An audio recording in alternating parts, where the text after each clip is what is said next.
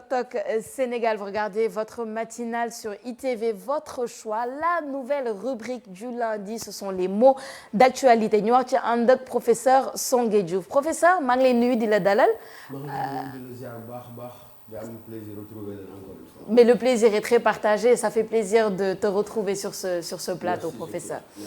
ñu war a ànd ci rubrique bu bees bi ak Pape Alioune Sarr, les mots d'actualité, n'est-ce pas Pape? waaw de l'actualité. De l'actualité. mooy mot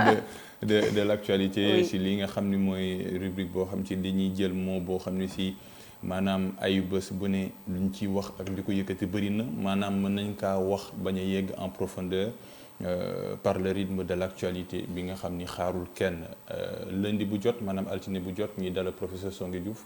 mu wasaare gën a dugg en profondeur ci mot bi nga xam ni mooy mot de l'actualité bu ñu ci tàmm tey muy racisme. lu waral lu ne mel mooy actualité Tunisie lu naan sax un racisme d'État bu président Kais Saied daal di yëkkati. daal di jéggalu tey waa FRAPP wala dem ci ambassade bi nga xam ni moo nekk ci Tunisie déposé benn mémorandum ngir kaas li nga xam ni mooy kàddu yu Kais Saied daal di yëkkati. Kais Saied nag ginnaaw bu mu yëkkatee kàddu yooyu am na ay sénégalais et africains yoo xam ne si ñu ngi leen di buntu xataal ci réewum Tunisie jamono yu ñu mel nii am na communiqué bi nga xam ne ministre des affaires étrangères génnee na ko démb di wax ne ñoom ñi ngi suivre de près l'actualité looloo tax ñu tàmm li nga xam ne mooy racisme professeur Songué Diouf su ñuy wax wàllum racisme nekk na moo boo xam ne si yàgg nañu koy yëkkati waaye est-ce que du gën a ñaaw si fekkee ni dafa jóge si dëkkum Afrique dem si ay mbokkum africain. waaw dëgg la d'abord li nga wax moo am maanaam racisme newul lu bees. dugulet yàgg na fi waaye boo ko jëlee dans le contexte ki nga xam ne mooy président Tunisie te muy kàddu yoo xam ne àdduna bi yëpp ñaawul na ko da nga koy méngale ak li nga xam ne boo ko seetloo ñi nga xam ne seen régime maanaam du ay régime démocratique maanaam boo ko seetloo moom li xew Tunisie fu mu nekk ku nekk xam na ko. moom moo yor exécutif moo législatif maanaam moo concentré entre ses mains tous les pouvoirs donc moom mooy buur moom mooy bumi te ku nekk xam na ne boo jàngatee taarixu àddina ñëpp ñi nga xam ne ay régime dictatoriaux lañ maanaam ay régime yoo xam ne ak yelleef doomu aadama duñu wàccoo duñu sàmmante ak moom li ci ëpp ñaar la ñuy jëfee. benn bi dañ koy exporter maanaam ñu créé ab xeex boo xam ne day fàtte fitna bi nga xam ne moom la ñuy loree seen askan ci biir. wala boog bu dul loolu ñuy fouetté li ñuy wax ci nasaraan le sentiment nationaliste maanaam fexe ba ñi nga xam ne ñoo nekk ci biir askan wi ñu daal leen féewale ak gan yi nga xam ne ñoo leen utise su ko defee mu nekk benn fitna boo xam ne dina jib waaye bu jibee ñoom lañ ci jublu rek mooy daal di fàtte li nga xam ne ñoom ñoonu lañ yoree am réew. waaye boo di xeet moom yàgg na fi. boo remonté dans toute l'histoire de l'humanité fi àdduna jaar yëpp da nga ko fi gis boo demee ca Grèce antique ya même ab philosophe boo xam ne Aristote la xam nga ko moom daan na bokk ak ñi nga xam ne ñoom la meññaloon ca Grèce antique di woone ne wax dëgg yàlla képp koo xam ne newoo ci culture grecque képp koo xam ne bokkoo wala cosaanoo askanoo foofu xam nga kàllaama bi ñu leen tuddee on les appelait les barbares. barbares mooy ñi nga xam ne amuñ civilisation amuñ culture loolu law na ba yegsi na ci ay système d'état boo fekkee da nga def ci taarixu doomi aadama ba léegi boo demee ca Hitler nazisme am xam nga mu ngi reposé woon ci boo di xeet parce que mu ngi reposé woon sur la prétendue supériorité de la race aryenne. fii en Afrique boo ñëwee Afrique du Sud apartheid également mu ngi wéeru woon ci li nga xam ne borom der bu ñuul mënul am ak yelleef boo xam ne dina méngale ak ki nga xam ne mooy borom der bu weex. bref waaye bu fekkee ne da ngaa ñëw ci wàllu xam-xam ci wàllu bind ki nga xam ne moom moo ko njëkk a bind théoriser ko ak tubaab la ab français la. mu nekk lu xaw a doy waar ndaxte France ku nekk xam na ne moom la ñuy bàkkee réewu droit de l'homme moom la ñuy bàkkee réewu ak yelleefu doomu adama moom mooy ki nga xam ne mooy Arthur de Gobineau. moom moo bind en 1853 ab téere boo xam ne mu ngi ko tuddalee la essai sur les inégalités des races. di wane ne àdduna bi ñetti xeet moom moo fi am benn bi mooy der bu weex bi ne na ñoom ñoo aajoo lépp luy taar lépp luy culture lépp luy civilisation beneen bi moom mooy der bu ñuul bi ne na ñooñu xëy na doole yaram lañ am waaye seen xel dafa xaw a lompoñ beneen bi mu nekk mooy ñi nga xam ne mooy ñu jaune yi ñooy asiatique ñoom seen donc bref moom dafa wane ne wax dëgg yàlla race yi dañoo yemantewul bi nekk ci kaw moom mooy bi nga xam ne la race mooy bu tubaab yi bi ci topp moom mooy bi nga xam ne mooy der bu ñuul bi nee na beneen bi presque yàlla da koo xaw a fàtte mooy borom der bu jaune bi bref donc loolu du lu fi bees waaye ni ko kenn contextualiser am na solo parce que yaa ngi woon ne bu fekkee ci biir Afrique la dina xaw a jaaxal ñu bari ndax dañuy doon faral di gis ne xëy na du nekk suñu diggante ñun suñu biir waaye loo xam ne la ca cosaan boo remonté ba ci traite des esclaves dafay nekk loo xam ne diggante réewu Afrique la ak yeneen réew yi nga xam ne ñoom ñoo jógee Occident waaye lii doy waar fi mu nekk ni mooy mu nekk biir Afrique waaye même loolu également passe da nga koy nuancer parce que boo ko seetloo ñoom seen africanité ça n'a jamais été une africanité réellement assumée. C'est ça. C'est vrai que historiquement boo jëlee kaw Tunisie am na koo xam ne mooy le premier président ngeen xam ko bu baax.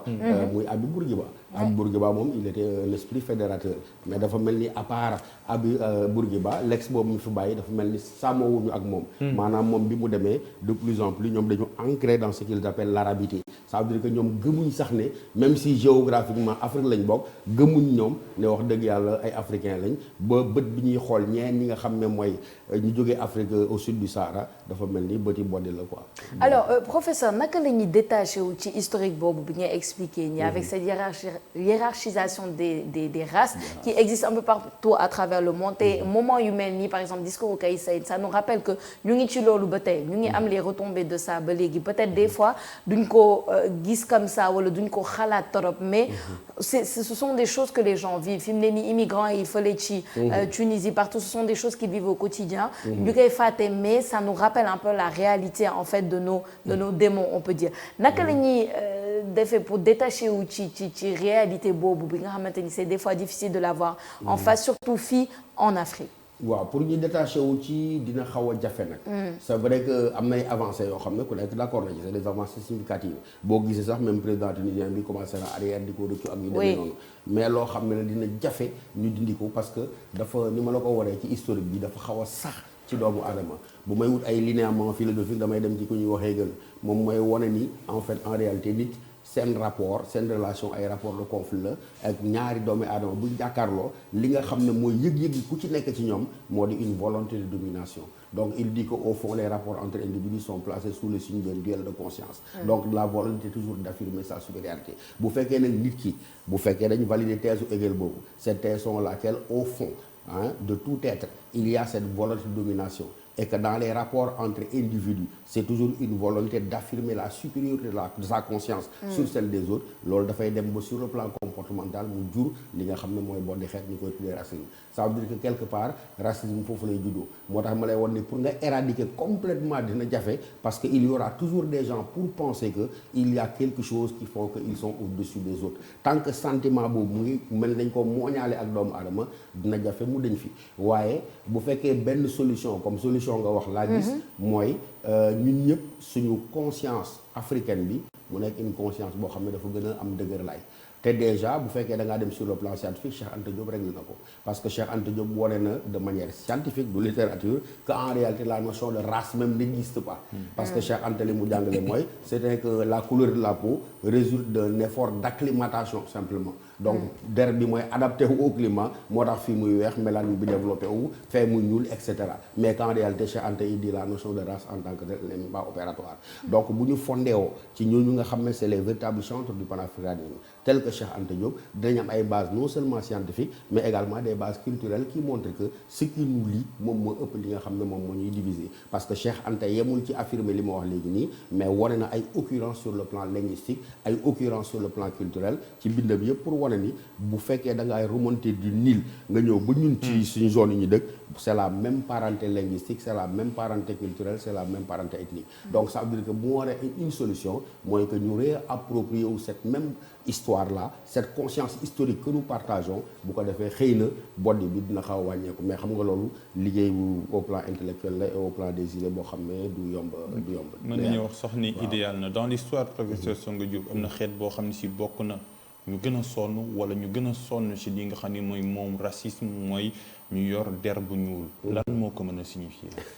waaw xam nga déjà ñuul. Dans l'inconscient collectif de l'humanité lu ñuul dañ koy souvent opposé ak lu weex lu weex mooy symbole de pureté lu weex moom mooy maanaam taar gi mooy li nga xam ne sell na yem na alors que lu ñuul mooy li gàkkal bañ nga ko bu dëj bu fekkee da ngaa dem dans l'église bu dëj amee da ngay gis jaay ñu takkal leen ab morceau bu ñuul donc le noir symbolise le deuil le noir symbolise bref loo xam ne daal méngoowul ak lu weex tàll li nga xam ne moom lañ dëkkee taar kon nag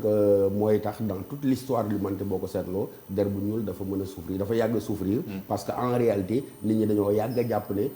deru nit warul ñuul mais dafa war a nekk lu weex maanaam le fait que sa der ñuul ab gàkk-gàkk la maanaam bu fekkee perfection am na ci li yàlla defar newul ci lu ñuul mais ci li nga xam ne da ko defar mu weex tàll la donc yaakaar naa loolu moo nekk dans l'inconscient collectif de l'humanité mën nga ko utal une base religieuse mën nga ko utal une base philosophique mais la constante c'est ça, c'est que au noir dañ ci adjoindre des sentiments dépréciatifs alors que tout ce qui est blanc c'est des synonymes de bonté, de civilité, de pureté, de culture. Est-ce que waruñoo am benn entreprise de déconstruction parce que conséquence lii yëpp mooy le complexe d'infériorité ñu ngi koy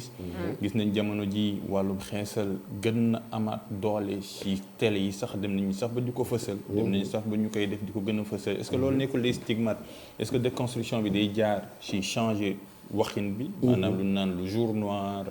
li nga xam ne mooy la couleur noire te Cheikh Anta Diop yaa ngi ko doon wax léegi xëy na ci def lu bari nan lañ mën a soppi mots yi parce que les mots également peuvent changer le monde. nan lañ mën a soppi mots yi maanaam nan la ñuy waxee jëmale ko ci ñu ñuul ba complexe d'infériorité boobu noonu mu wàññi. waaw complexe d'infériorité bi de lenn rek mooy li ma junj léegi mooy xam-xam la xam-xam dong moo ko ci mën a dindi leneen mënu ko ciy dindi parce que ki jàng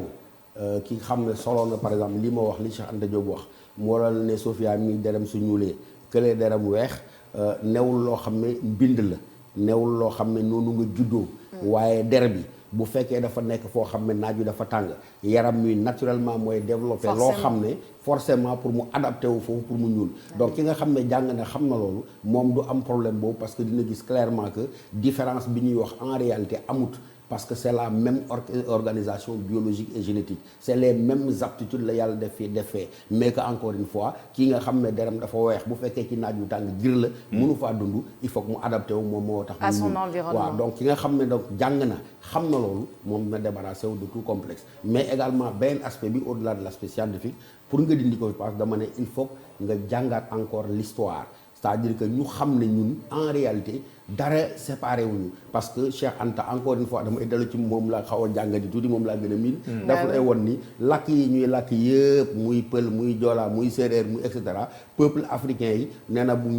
phénomène de migration bu commencé la ci Nil donc Nil lañ jógee jaar Gold Coast mu ñu ko doon Ghana actuel daal di traversé bu émaillé toute l'Afrique donc à partir du moment où ñun ñëpp ci benn couche boobu lañ jógee Cheikh Anta jàngal ne également li gën a njëkk a feeñ ci àdduna négroïde la maanaam lu ñuul moom mooy njëkk a feeñ mais wax dëgg yàlla njàng moom mooy tax parce que déjà même maa ngi doon wax religion mais dans la religion wax nañ la ko pourquoi Bilal il était un noir ku nekk xam na ko Bilal était un noir et gën di mbindeef Rasulullah sallallahu alayhi wa sallam yàgg naa wone ni par l'exemple de Bilal que en fait la différence entre les hommes elle n'a rien à voir avec la couleur de la peau mu ngi doon wax ci arabe yi boobu déjà naari ne attention seen der wutalewu leen seen ngëm yàlla rek moo leen di wutale mais malheureusement ba léegi mu ngi persister pourquoi muy persister parce que encore une fois ce complexe de supériorité là qui habite l'homme cette volonté d'écraser l'autre qui habite consubstantiellement l'homme moom mooy tax racisme dina jafe waaye njàng rek nga ko mën a def yokk xam-xam wasaare ko nit ñi xam ne en réalité li leen wuutale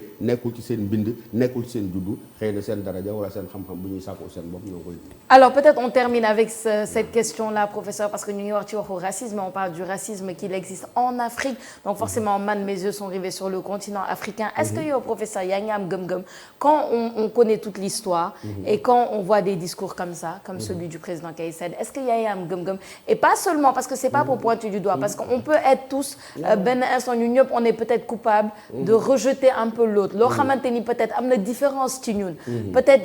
ñu en tant que Sénégalais peut-être Ivoirien bi nga xamante ni peut-être am na tuuti différence ci ñun wala Malien bi nga xam ne am na tuuti différence pour nous tout de suite on a peut-être pour beaucoup de on a peut-être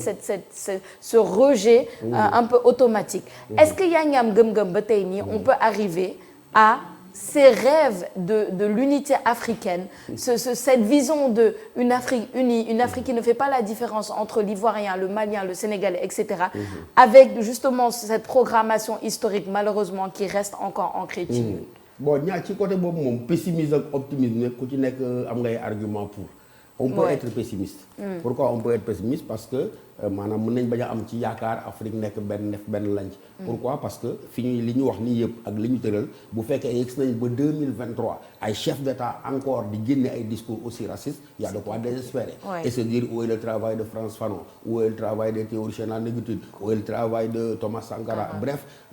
héritage intellectuel boobu yëpp fu ñu jaar bu fekkee yegg si nañ ba 2023 ci làmmeñu koo xam ne président njiitum réew la muy génne yu mel noonu y a de quoi désespérer maanaam mën nga ne vraiment li yaakaar bu tas la. mën nga ne wax dëgg yàlla est-ce que dinañ mën a yegg si ba Afrique nekk benn lanc wax dëgg yàlla dina xaw a doy waar waaye de l'autre côté nee naa même optimisme mën na trouver argument. parce que quand même boo ko seetloo en dehors des discours officiels dérives yi nga xam ne comme Boubacar Saïd bi boo xoolee jeunesse africaine ndaw Afrique bi fi mu nekk nii de plus en plus Sophia gëm nañ panafricanisme de plus en plus xam nañ fan la suñu feebar nekk xam nañ ne pàcc li wooyee Senghor doon wooyee balkanisation xam nañ ne li ñu diviser en micro état affaiblir suñuy économie bokk na ci li ñu tardel xam nañ ni complexe bi ñu yàgg am à l'égard de l'Occident dans nos relations avec la France et tout ça boo gisee France cristallisée aujourd'hui au Mali au Burkina en Guinée bref dans toute l'Afrique France cristallisée la haine de la jeunesse conscience boobu la dañu dem ba jël conscience que ñi nga xam ne ñoo ñu fi jiitu am na toujours des rapports de complexe yu ñu entretenir ak l'Occident donc on peut bu fekkee dañu gis cette lame de fond là bi habiter la jeunesse africaine d'aujourd'hui mën nañ yaakaar ne xëy na bu ci kanamee tuuti ñoom am nañ prise de conscience boobu et que Afrique xëy na mën na am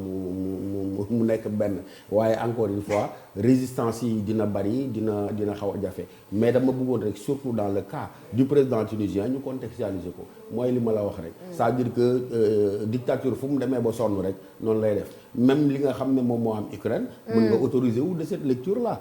parce que Poutine ku nekk xam na ne bu fekkee ay droits de l'homme ak démocratie en tout cas à l'occidental nekkul ci loolu il règne presque de façon autoritaire et que la seule façon encore une fois bi mu amoon bi mu xamee ne artistes yi ak intellectuels yi ñu ngi commencé di protester contre son régime autocratique mais mu créé benn front boo xam ne on ne parle plus aujourd'hui de Poutine et de la façon dont il gère la Russie mais on parle du conflit ukrainien bref à toute époque les dictatures en tant que telles bu fekkee dem nañ ba commencer chanceler ñaar la ñuy am exporter ko mu nekk une guerre qui va divertir détourner l'attention mais également nga fouetter le sentiment national gëmloo nit ñi ne seen ndóol bi wala jafe-jafe yi ñu jógee fële su ko defee ngeen di xeexante seen biir ça leur permet tranquillement de se conserver au pouvoir donc dimension boobu foog nga def ko ci parce qu'il n'est pas aussi bête que ça il est cynique il est méchant mais il n'est pas aussi bête que ça veut dire il a bien compris que loolu d'ailleurs la preuve on est là à en parler ça fait dérision la façon dont il gère la Tunisie aujourd'hui personne n'en parle donc loolu da dimension boobu il faut ñu dugal ko ci